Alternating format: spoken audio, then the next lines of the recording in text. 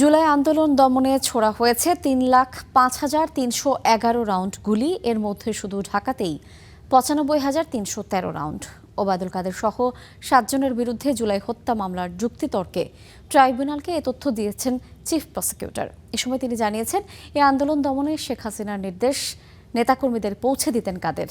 তার কারণেই ত্বরান্বিত হয়েছে আওয়ামী লীগের পতন। জুলাই আন্দোলন দমনে বেপরোয়া হয়ে উঠেছিল আইন শৃঙ্খলা বাহিনী। তাদের সঙ্গে ছিল আওয়ামী লীগ, ছাত্রলীগ ও যুবলীগ নেতাকর্মীরা। প্রসিকিউশনের দাবি, এই দমন পীড়নে ছিল ওবায়দুল কাদেরের উস্কানি। তাতে সাই ছিল শেখ হাসিনার। মানবতা বিরোধী অপরাধের মামলায় ওবায়দুল কাদের সহ 7 আসামির যুক্তিতর্কে এসব কথা বলেন চিফ প্রসিকিউটর। এছাড়া আন্দোলন দমনে নানা আগ্নেয়াস্ত্রের পাশাপাশি হেলিকপ্টার থেকে গুলি চালানোর তথ্য উপস্থাপন করে প্রসিকিউশন।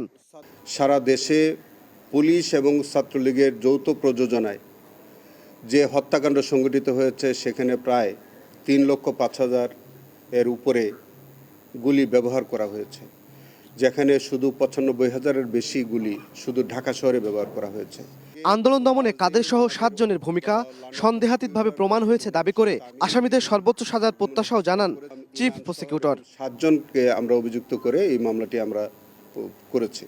সন্দেহাতীতভাবে এই মামলাটি প্রমাণ করতে সক্ষম হয়েছে। আজকে যে তাদের বিরুদ্ধে আমরা সর্বোচ্চ শাস্তি দাবি করেছি, পাশাপাশি আমরা তাদের সকল সম্পত্তি বাজেয়াপ্তির আদেশ চেয়েছি। এ মামলায় কাদের সহ অন্য আসামিরা হলেন বাহাউদ্দিন নাসিম, মোহাম্মদ আরাফাত, শেখ ফজলে শামস পরশ, মাইনুল হোসেন খান নিখিল এবং ছাত্রলীগের সাদ্দাম ও ইনান। ইমন মাহমুদ, স্টার নিউজ, ঢাকা।